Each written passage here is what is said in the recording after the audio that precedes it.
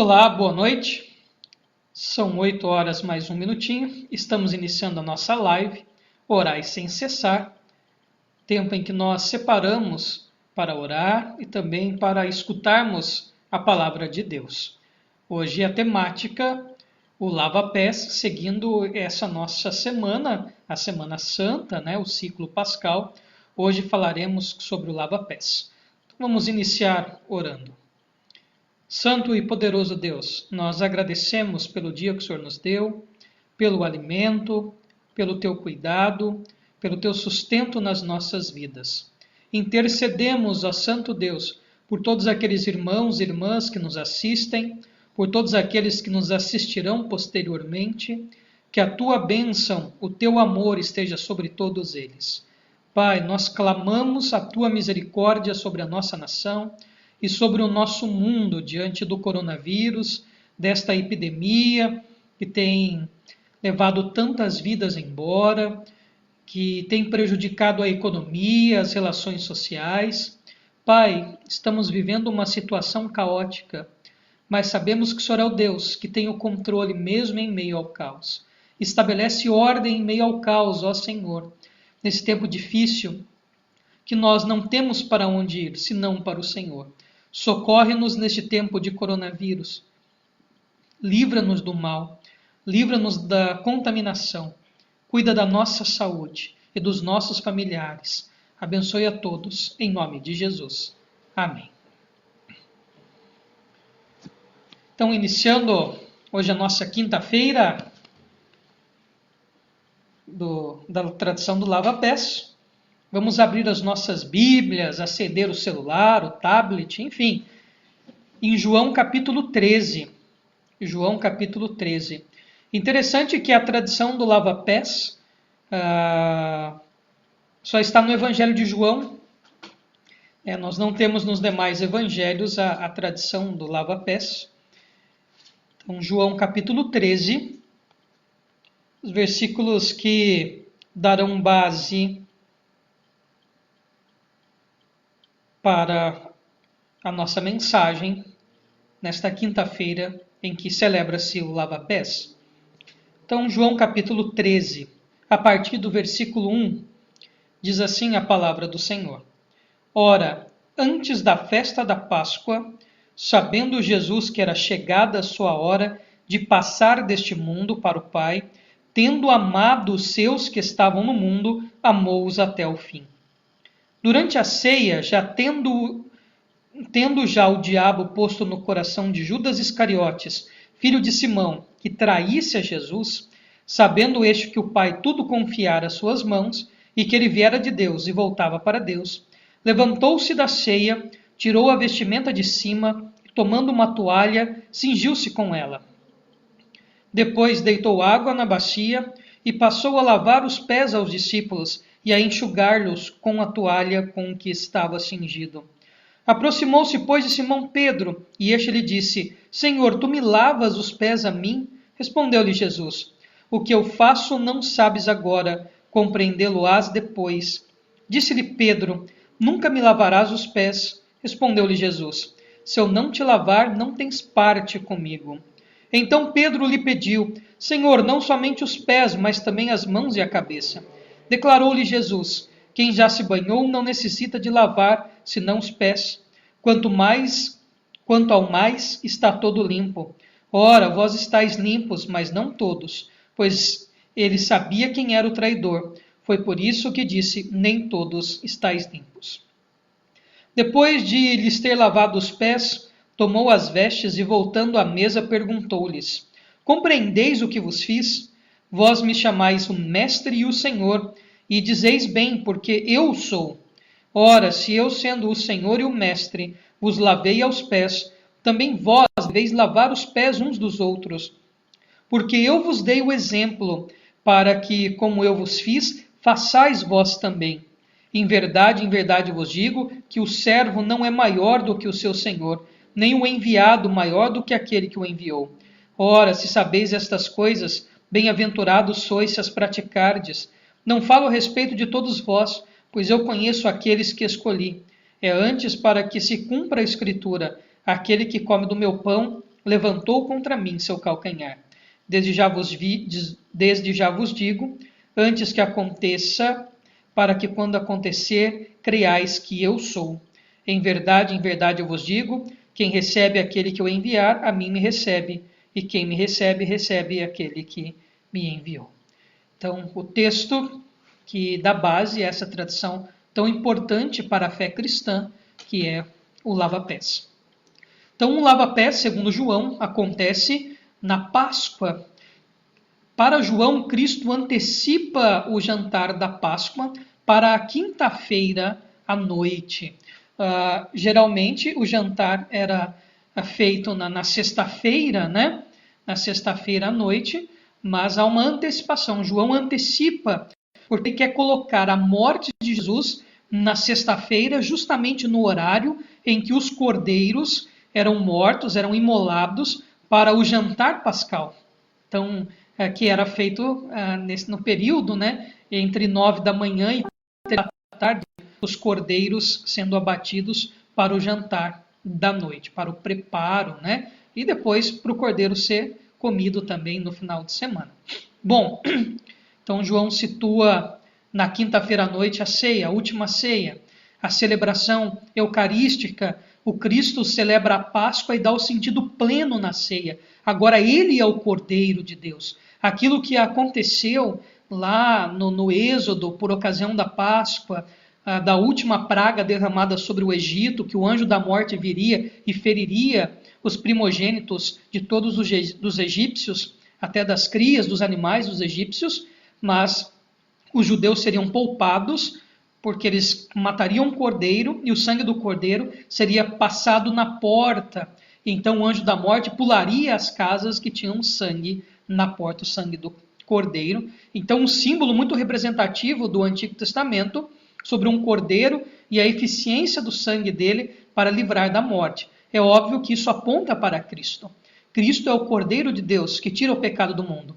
Talvez essa ideia do Cristo como o Cordeiro vigente no Evangelho de João faça extremo sentido agora na Páscoa.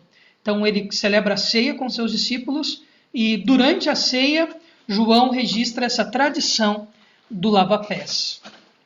Bom, a questão de lavar os pés era um costume de hospitalidade muito comum em todo o Oriente Antigo, e nós temos muitos textos no Antigo Testamento que falam do lava-pés. Era uma questão de hospitalidade. Até aqueles que andavam com calçados fechados, mas geralmente com as sandálias, os calçados abertos, quando chegavam a uma casa para serem hospedados ou para uma visita, um jantar, enfim, o anfitrião geralmente se abaixava, beijava, né, no rosto, daí o ósculo santo, aquela pessoa que era convidado, e oferecia água para os pés. Quem lavava os pés era o escravo da casa. Quando não tinha escravo, era o menor da casa, o filho mais moço, o sobrinho, aquele que mora ali de favor, etc. Né? Era uma sociedade patriarcal, havia uma certa hierarquia, isso era muito respeitado. Então, quando não tinha escravo, era o menor da casa. Aquele que era menos importante fazia essa obra de lavar os pés como sinal de hospitalidade. E Jesus agora, no meio da ceia, vai lavar os pés dos seus discípulos para lhes dar uma lição de serviço e também de humildade. A palavra humildade vem de humus, terra, tem essa ideia de estar no nível da terra, de rebaixar-se ao nível da terra. Daí vem o termo humildade. Cristo tira a parte de cima da sua veste, se cinge com a toalha, deita água sobre uma bacia e começa a lavar os pés dos discípulos. Ele é o Senhor e ele é o mestre. Ele é que teria que ter os pés lavados, mas ele se submete à condição de escravo. Ele é o servo sofredor de Isaías 53. Ele é o servo que se submete totalmente à vontade do Pai. E mais, há uma inversão. Agora é o Filho de Deus lavando os pés dos homens. É o Filho de Deus se rebaixando a uma situação extrema para dar uma lição de amor, de humildade e de servir. É Deus que começa a lavar os pés dos seres humanos. E então, Pedro, sempre Pedro, né? É interessante, o Pedro é o discípulo que é afoito, né? Pedro não se contém. Então, diante daquela situação, ele apela, né? Senhor, tu nunca lavarás os meus pés. Porque em questão ali lógica e social, quem deveria lavar os pés de Jesus eram os discípulos. E Pedro, julgando-se menor do que o próprio Cristo, e talvez ele se sentia menor até que todos os demais, pesava sobre Pedro isto. Talvez na consciência de Pedro estava o seguinte: eu é que deveria ter lavado os pés de todos. E agora o maior de nós está lavando os nossos pés. Então, quando chega a vez de Pedro, ele externa talvez o que todos queriam externar. Ele diz: os meus pés nunca o Senhor vai lavar. Como assim? O Senhor é o Messias, é o Filho de Deus. Como que pode lavar os meus pés? O Senhor é o Mestre. Como que pode lavar os pés meus? Como pode se colocar numa situação de tamanha desonra? E nessa explanação, né, nesta exposição de João, aliás, dessa situação do lava-pés, eu vejo o amor de Cristo que se esvazia. O Cristo que se esvazia de si mesmo, chamado amor kenótico, né, de kenosis, aquele que se esvazia, o Deus que se esvaziou de si mesmo, o Deus que se esvaziou da sua glória, e isso é demonstrado no lava-pés. E é óbvio que Pedro fica chocado. Pedro fica chocado. O meu pé não. Então Jesus dá uma lição em Pedro. Se eu não lavar, você não tem parte comigo. Esta é a missão do Filho, demonstrar este amor, é resgatar aqueles a quem o Pai ama. Veja, toda a salvação é uma obra de amor de Deus. Para que conhecêssemos a face amorosa de Deus, que aconteceu tudo isso. Cristo se encarnou e pagou o preço em nosso lugar, pagou o preço que era nosso. E ainda vem o lava-pés, para fixar essa ideia de amor. E Pedro não quer. Então, diante da palavra de Jesus, fala, então lava o corpo todo. Veja, uma incompreensão, né? Veja que Pedro acha que o importante é o ato em si. Talvez ele julgue que o ato em si, a substância em si, a água ali em si, tivesse algum valor. Enfim, assim como nós, Pedro também se confunde. Quantas vezes nós não ficamos confundidos com algumas coisas que acontecem na nossa vida, ou mesmo com textos bíblicos? Enfim, Pedro está confuso. Mas Jesus fala, aquele que já está limpo tem que ter somente o pé lavado. Porque a ênfase não é batismal, tá? Aqui não há uma ênfase no sacramento do batismo. Essa ideia da água também não está ligada à questão das abluções, dos rituais de purificação. Então, nesse texto, não tem como a gente arrancar ou cavocar qualquer alusão a batismo, ou ablução, ou ritual de água enquanto purificação da água que lava, que é a simbologia do batismo. Tá? Aqui Jesus queria reproduzir esse ato do Oriente, para dar uma lição de humildade e de serviço aos seus discípulos. São os versículos que vêm depois. Veja, se eu sou mestre e se eu sou senhor, então vocês têm que fazer o que eu faço uns aos outros. E Jesus nos coloca numa situação muito difícil, numa encrenca. Eu quero pensar em duas circunstâncias aqui somente. A primeira delas, a atitude de Pedro demonstra uma dificuldade que o ser humano tem com a graça de Deus. O termo graça quer dizer favor e merecido. O termo graça quer dizer receber algo que você não merece. Você receber algo que você não fez, que você não tem mérito nenhum por aquilo. Então, a salvação é sempre de graça. Não depende de boas obras. Depende da fé que o próprio Espírito Santo planta em nosso coração para aprendermos. É graça, favor e merecido. Receber algo que você não merece. E Pedro demonstra a dificuldade que ele tem de compreender a graça. Sabe por quê? Muitas vezes nós nos vemos endividados com Deus. A gente quer merecer a salvação. Como assim de graça? Como assim eu não preciso fazer nada para ser salvo? Parece que o nosso próprio senso comum e o nosso senso de justiça começa a ficar em ebulição dentro da nossa mente. Como assim eu não preciso fazer nada? Há um senso de dívida. Não, os meus pés o Senhor não vai lavar. Veja, a gente não consegue receber. A gente tem um senso que nós estamos devendo algo para Deus. E daí inicia-se, talvez, algumas condições humanas estranhas à salvação. Algumas pessoas caminham quilômetros e quilômetros, outros que se privam. É interessante, né, essa questão do jejum. O jejum ele sempre é penitencial. É um indivíduo que se coloca diante de Deus e se abstém do alimento como algo penitencial, reconhecendo a sua pequenez, a sua falha, como algo de consagração, como algo de crescimento espiritual, enfim. Mas o jejum não tem nenhum valor sacramental, o jejum não tem nenhum valor como ceia ou batismo, o jejum não deixa a oração mais potente, sabe alguma coisa assim?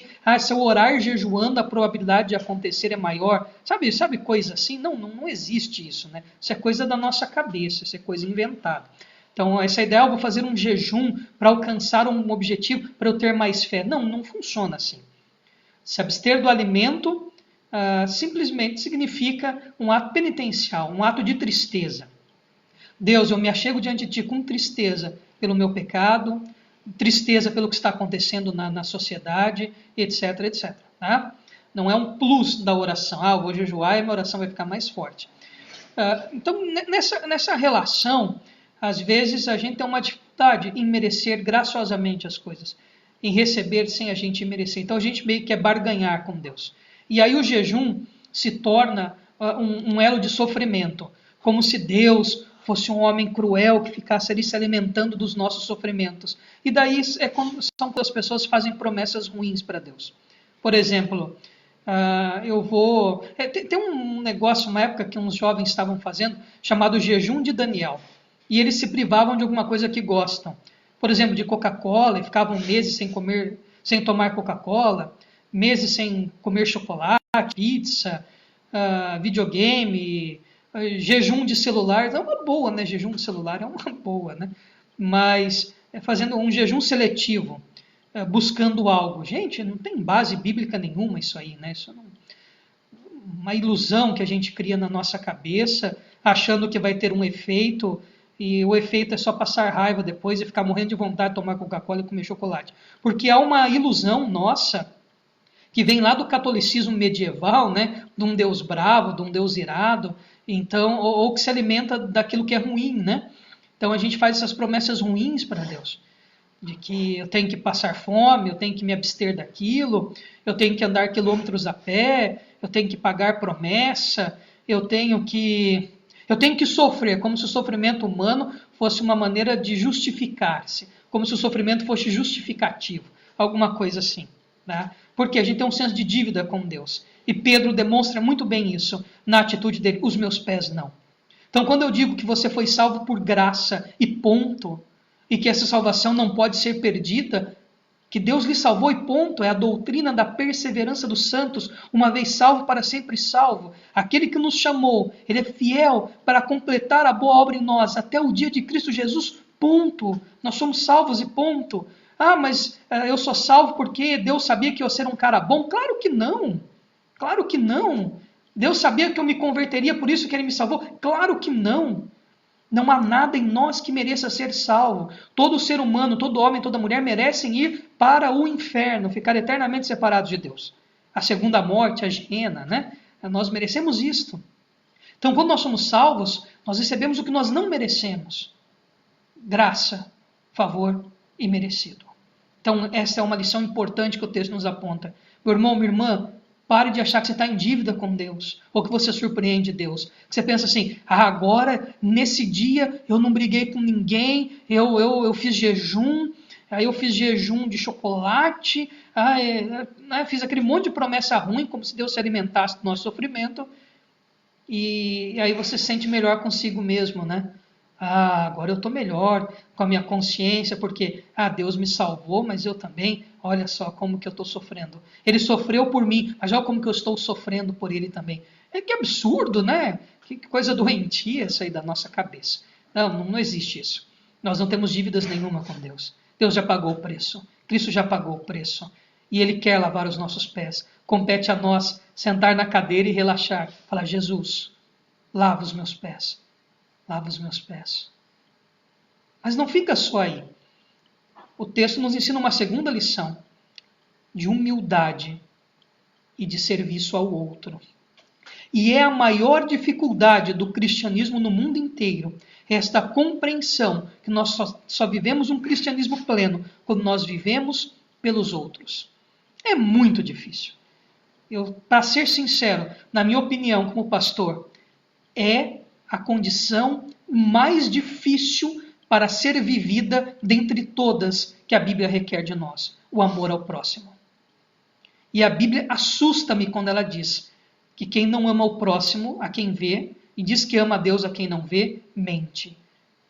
Meu coração chega a ficar alguns minutos parados quando eu leio o texto. Isso assusta-me, eu fico apavorado, porque tenho consciência que deveria amar e servir ao próximo, porque o próprio Cristo lavou os pés dos seus discípulos, para que nós fizéssemos desta maneira, ou seja, nos humilhássemos pelo outro, servíssemos ao outro. E tão pouco eu faço, tão pouco fazemos. O texto é um desafio tremendo para o serviço. A gente gosta de servir quem nos serve. É uma coisa meio de reciprocidade, né? A gente agrada quem agrada a gente ama quem ama a gente gosta de quem gosta da gente e a gente prefere quem concorda conosco. Se alguém discorda, aí já não vou amar coisa nenhuma. Temos que lutar com isso dia a dia. Mas o texto traz essa lição.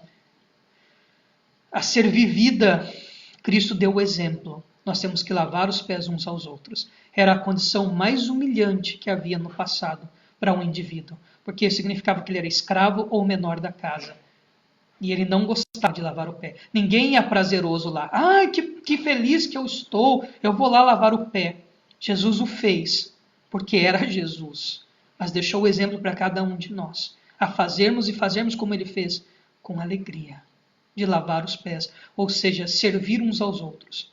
Meu irmão, minha irmã, você tem coragem de empobrecer pelo outro, de abrir mão da tua renda pelo outro, de baixar o teu padrão de vida pelo outro, de ter uma alimentação pior pelo outro? Você teria coragem de desfazer do teu carro para andar num carro mais simples, para que o outro seja servido com isso? Você tem coragem de viver uma vida bem simples, somente com o necessário, e empenhar os teus bens para mitigar um pouco a pobreza do mundo? É difícil, né? São perguntas doloridas. Perguntas doloridas. Talvez o pecado que ainda habita em nós faz com que o egoísmo seja grande no nosso coração e mente. Mas, se estamos nesse tempo de ciclo pascal, e hoje marcamos a celebração do lava-pés, então que vivamos o que o texto nos diz. Olha, meu irmão, é muito bonitinho o teatrinho. Vai lá, bota o pezinho dentro d'água, passa um sabãozinho, enxuga com a toalhinha, beija o pé, unge o pé, e etc. É muito bonito. Eu não teria dificuldade nenhuma em lavar os pés das pessoas dessa maneira, em fazer o ritual. Botar uma bacia e lavar o teu pezinho lá com uma solução. A minha esposa é química, então ela faria uma solução que não daria problema no pé de ninguém. É muito fácil, fazer o teatro é fácil. Eu quero ver a gente viver isso na verdade, né? É um ato simbólico que Jesus fez para demonstrar como nós deveríamos agir em todas as instâncias da nossa vida, de servir o outro de verdade. É difícil, é difícil. Então, meus irmãos e minhas irmãs, nesta quinta-feira, que a tradição do lava-pés vá para além do teatrinho, e que você entenda que se você é cristão, você é cristã, há um único chamado, de humilhar-se e lavar o pé do outro. Fazer perguntas a si mesmo e confrontar o cristianismo que nós vivemos com o cristianismo que a Escritura quer que vivamos, já é um bom começo. Então seja Cristo gracioso e aplique essas duas lições no nosso coração. Não temos dívida com Ele. Ele quis lavar os nossos pés. Ponto. Não há nada em nós que mereça ser salvo. Ele quis salvar. Não tem como pagar esta salvação, já está paga. E a gente tem que seguir o exemplo dele. Lavar os pés uns dos outros. Servir uns aos outros. Servir uns aos outros. Essa é a essência de sermos cristãos. É assim que nós mostramos Cristo ao mundo. Então vamos ler os nossos pedidos de oração.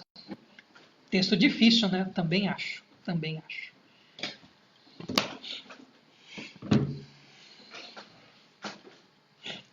Minha esposa, Aline, pede oração por todos da Igreja Presbiteriana de Blumenau, para os desempregados, para os empresários, pede oração pelos autônomos que estão parados, pede por toda a sua família, em especial pela sua prima Daiane, que é enfermeira, pela Gisele, que é médica, o Leandro, que é médico, e a tia Dita, que é agente de saúde.